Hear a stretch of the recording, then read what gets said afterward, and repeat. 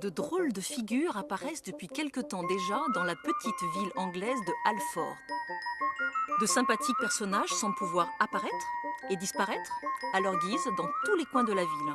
Il s'agit bien d'une petite et joyeuse invasion dont le responsable est probablement à rechercher dans une maison située pas loin du centre-ville.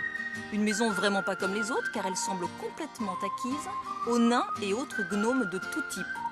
La sympathique habitude d'agrémenter les jardins avec ce genre d'ornement dépasse ici toute raisonnable dimension. Et les surprises ne sont pas finies. Mais qui peut bien habiter une telle demeure?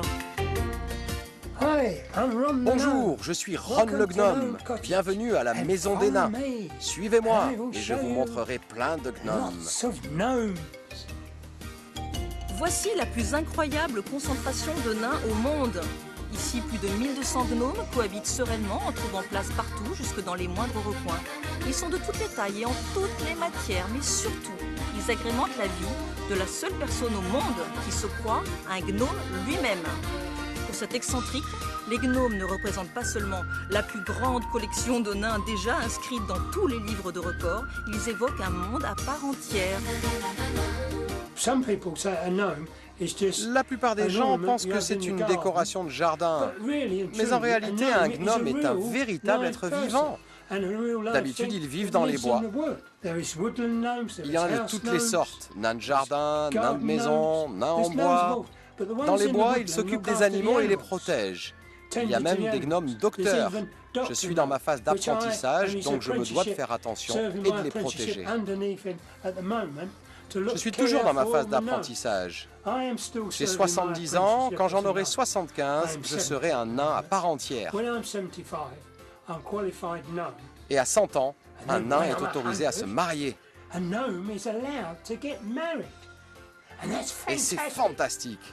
J'ai déjà vu sur une femme nain avec qui je pourrais me marier. Elle ne le sait pas encore, mais je lui dirai un jour.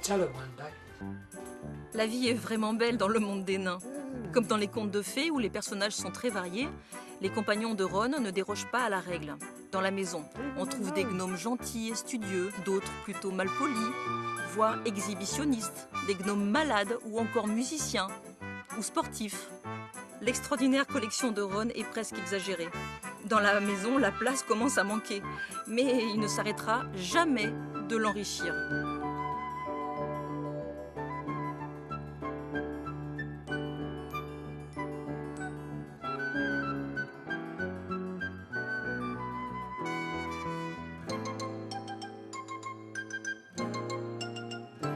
D'ailleurs, aujourd'hui, dans l'un des magasins de la ville, arrivent de nouveaux gnomes en provenance d'Hollande. Ron ne peut pas manquer un tel rendez-vous.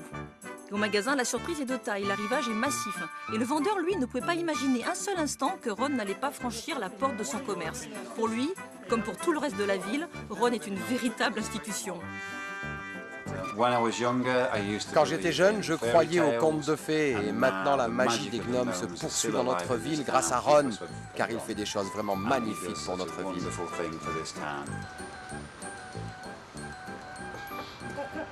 La magie de Ron semble être contagieuse pour tous les habitants de Halford. Mais ce soir, son souci est ailleurs, à l'extérieur de la ville, dans le bois, tout proche.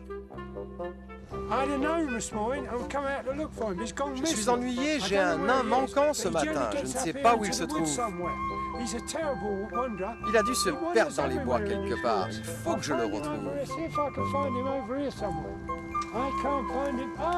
Ah, le voici! Que fais-tu ici, Bobby? C'est beaucoup trop froid pour toi ici. Allez, on rentre à la maison, au chaud. Hé, Bobby, tu cherchais tes amis. Mais ils sont déjà tous rentrés à la maison. Finalement réunis, la communauté des gnomes de Ron pourra continuer à faire rêver les petits et les grands.